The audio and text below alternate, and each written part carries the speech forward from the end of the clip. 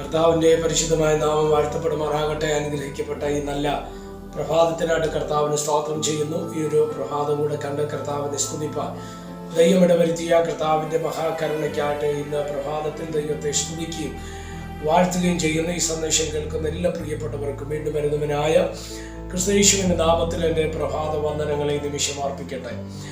2 രാജാക്കന്മാരുടെ പുസ്തകം 5-ാം അധ്യായം അതിൻ്റെ 14-ാമത് വാക്യം. അപ്പോൾ അവൻ ചെന്ന് ദൈവപുരുഷന്റെ വചനപ്രകാരം യോർദാനിൽ 7 പ്രാവശ്യം മുങ്ങി. അവന്റെ ദേഹം ചെറിയ ബാലന്റെ ദേഹം പോലെ ആയി. അവൻ ശുദ്ധനായി തീർന്നു.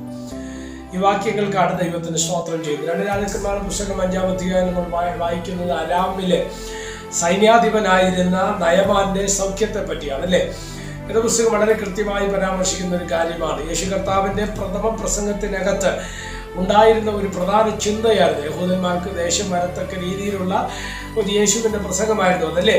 ഇസ്രായേലിൽ അനേക കുഷ്ഠരോഗികൾ ഉണ്ടായിരുന്നില്ല. അരാമ്യനായ നയമാനെ അല്ലാതെ വേറെ ആരെയും ദൈവം സൗഖ്യമാക്കിയില്ല എന്ന് പറയപ്പെടുന്ന ഒരു ഭാഗം നമ്മളുടെ സുവിശേഷ ഭാഗങ്ങൾ ശ്രദ്ധിക്കപ്പെടുന്നുണ്ട്. എന്തുകൊണ്ട് അത് എടുത്തു പറഞ്ഞത് ചോദിച്ചാൽ, സ്തോത്രം, ഇസ്രായേലിൽ കുഷ്ഠരോഗികൾ ഉണ്ടായിരുന്നു. എന്തുകൊണ്ട് അരാമ്യനെ ദൈവം വിടുവിച്ചു എന്ന് ചോദിച്ചാൽ ഒറ്റ മറുപടിയുള്ളൂ. ദൈവം പറഞ്ഞത് അല്ലെങ്കിൽ പ്രവാചകൻ പറഞ്ഞത് അനുസരിക്കാൻ തയ്യാറായ, സ്തോത്രം ഹല്ലേലൂയ, ഒരു അരാമ്യനായ സ്തോത്രം സൈന്യാധിപനായിരുന്ന നയമാനെ നമുക്ക് അവിടെ കാണുവാൻ തക്കവണ്ണം കഴിയും.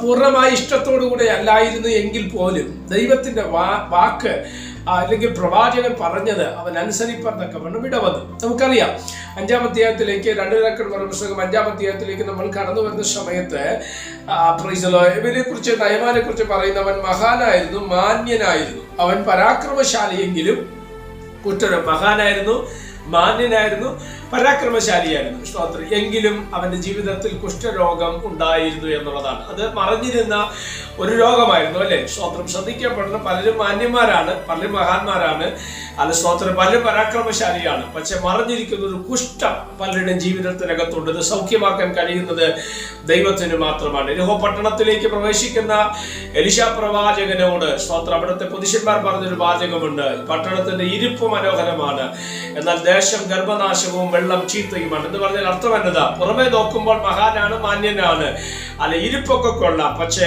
അകത്തുലങ്ങൾ നാശം വിതയ്ക്കുന്ന എന്തോ മറഞ്ഞിരിപ്പുണ്ട്. അത് തൊടുവാൻ കഴിയുന്നത് ദൈവത്തിന്റെ കരത്തിന് മാത്രമാണ്. ഈ സന്ദേശം കേൾക്കുന്ന ആരെങ്കിലും ഒരു പക്ഷെ നീ പുറമെ എല്ലാം ഉള്ളവനായിരിക്കാം, എല്ലാം ഉള്ളവളായിരിക്കാം, എല്ലാ സാഹചര്യങ്ങൾ, മാന്യമായ ക്രമീകരണങ്ങൾ ഒക്കെ കാണുമായിരിക്കാം, പക്ഷെ അകത്തുലങ്ങളിൽ ആരോടും പറയാതെ മറിഞ്ഞിരിക്കുന്ന ചില കുഷ്ഠങ്ങൾ നിന്റെ ജീവിതത്തിനകത്തുണ്ടെങ്കിൽ അത് കാണുന്ന ഒരുവനേ ഉള്ളൂ, അത് നമ്മുടെ കർത്താവായ യേശു ക്രിസ്തു മാത്രമാണ്. ആ ദൈവത്തിന് മുമ്പിൽ നിന്റെ ജീവിതത്തെ സമർപ്പിപ്പാൻ തയ്യാറായാൽ മറഞ്ഞിരുന്ന വിഷയത്തിനകത്ത് വിടുതലുകളും മാന്യതകളും നൽകുവാൻ ദൈവത്തിന്റെ ആത്മാവ് ശക്തനാണ്. സ്തോത്രം. ഇവിടെ നയമാൻ കുഷ്ഠരോഗം, അവിടെ ആ വീട്ടിനകത്തുള്ള ഒരു ദാസി അത് മനസ്സിലാക്കുമ്പോൾ അവൾ അവനെ ആനയിക്കുന്ന ഒരു ഭാഗമാണ്. എലീശാ പ്രവാചകന് ഇത് സൗഖ്യമാക്കാൻ കഴിയുമെന്ന് പറഞ്ഞ് എലീശാ പ്രവാചകന്റെ അടുക്കലേക്ക് നയമാൻ കടന്നു വരുന്നതായിട്ട് നമ്മൾ വായിക്കപ്പെടുന്നുണ്ട്. സ്തോത്രം.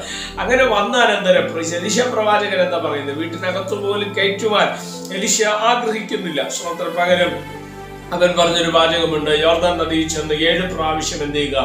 മുങ്ങുക എന്ന് പറയുവാൻ തക്കവണ്ണം ഇടവന്നു. സ്തോത്രം. ഹല്ലേലൂയ. എന്താ അതിന്റെ അർത്ഥം?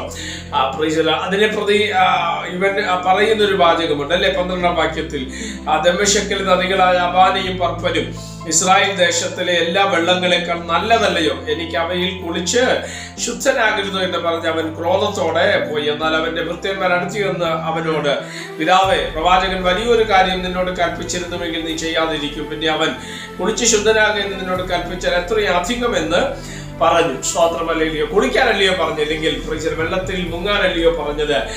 സ്തോത്രം. അത് ഇതിനേക്കാൾ വലുത് പറഞ്ഞിരുന്നെങ്കിൽ നീ ചെയ്യുമായിരുന്നല്ലോ എന്ന് ഭൃത്യന്മാർ അവനോട് പറഞ്ഞപ്പോൾ, സ്തോത്രമല്ലയോ, അത് കേട്ടിട്ട് പ്രവാചകന്റെ വാക്കനുസരിച്ച് അവൻ 7 വട്ടം യോർദാന്റെ സ്തോത്രം വെള്ളത്തിനകത്ത് മുങ്ങുവാൻ തക്കവണ്ണം. എന്നെ കേൾക്കുന്ന പ്രിയമുള്ളവരെ, ദൈവാലോചനയ്ക്ക് വിധേയമായി, ദൈവശബ്ദത്തിന് വിധേയമായി, ഇതൊരു പക്ഷെ പ്രവാചകൻ പറയുന്നതായിരിക്കും, അല്ലെങ്കിൽ നീ പോകുന്ന സഭയിലെ പാസ്റ്റർ പറയുന്ന വ്യക്തിയായിരിക്കും, ആയിരിക്കാം, അല്ലെങ്കിൽ ഒരുപക്ഷെ നിന്റെ അപ്പനോ അമ്മയോ സഹോദരങ്ങൾ ഇല്ലെങ്കിൽ നിന്റെ തലമുറയോ പറയുന്നൊരു വെളിപ്പാടായിരിക്കാം, ദൂതായിരിക്കാം. പക്ഷെ ദൈവ ശബ്ദമാണെന്ന് തിരിച്ചറിഞ്ഞാൽ അത് നീ ചെയ്താൽ അതിന്റെ ജീവിതത്തിനകത്ത് അനുഗ്രഹമാണ്, അതിനകത്ത് ഒരു സംശയവുമില്ല. സ്തോത്രം. അങ്ങനെ ചെയ്യാൻ നീ തയ്യാറായാൽ നയമാനെ വിടുവിച്ച അതേ ദൈവം നിന്നെയും വിടുവിപ്പാൻ തക്കവണ്ണം ശക്തനാണ്. സ്തോത്രം. രാത്രി മുഴുവനും അധ്വാനിച്ച പത്രോസിനോട് കർത്താവ് പറഞ്ഞു, അല്ല നീ പടകിന്റെ വലത്തു ഭാഗത്ത് വല വീശുക. സ്തോത്രം. പത്രോസ് പറഞ്ഞൊരു വാചകമുണ്ട്, കർത്താവേ കഴിഞ്ഞ രാത്രി മുഴുവനും ഞാൻ അധ്വാനിച്ചു, എങ്കിലും സ്തോത്രന്റെ വലയ്ക്കകത്തൊരു മീൻ പോലും വെളിപ്പെട്ടില്ലേ, എന്നാൽ നിന്റെ വാക്കിന് ഞാൻ എന്ത് ചെയ്യാം, വലയിറക്കാം. ദൈവശബ്ദം കേട്ടാൽ നിശ്ചയമായിട്ട് നിന്റെ ജീവിതത്തിനകത്ത് അനുഗ്രഹമാണ്. അതിന് വിധേയപ്പെട്ടുകൊണ്ട് മുന്നോട്ട് പോകുവാൻ സ്വർഗത്തിലെ ദൈവം നമുക്ക് കൃപ നൽകട്ടെ. പ്രാർത്ഥിക്കാം. പരിശുദ്ധനായ ദൈവമേ, സ്വർഗീയ നല്ല പിതാവ്, അനുഗ്രഹീതമായ ഈ നല്ല സമയത്തിനാണ് ദൈവത്തിന് സ്വാതന്ത്ര്യം ചെയ്യുന്നത്. ഈ സന്ദേശം കേൾക്കുന്ന എല്ലാ പ്രിയപ്പെട്ടവരെ തൃക്കരങ്ങൾ തരികയാണ്. അവിടുത്തെ ചെറുകടിയിൽ മറച്ചാട്ട് മഹത്വം അങ്ങേക്ക്. യേശു കർത്താവിന്റെ നാമത്തിൽ പ്രാർത്ഥനകളെ കേൾക്കണം. സ്വർഗീയ നല്ല പിതാവേ, ആമേൻ. എല്ലാവരെയും ദൈവം അനുഗ്രഹിക്കട്ടെ. God bless you. ദയവായിട്ട് ഈ മെസ്സേജ് നിങ്ങളുടെ സുഹൃത്തുക്കളിലേക്ക് ഷെയർ ചെയ്ത് കൊടുക്കുക. നിങ്ങളുടെ സ്തോത്ര വിശ്വാസ സഹോദരങ്ങളിലേക്ക്, ദൈവമക്കളിലേക്കൊക്കെ സ്തോത്ര ഷെയർ ചെയ്ത് കൊടുക്കുക. നിങ്ങൾക്ക് എല്ലാവർക്കും ഇതൊരു അനുഗ്രഹമാകും. God bless you.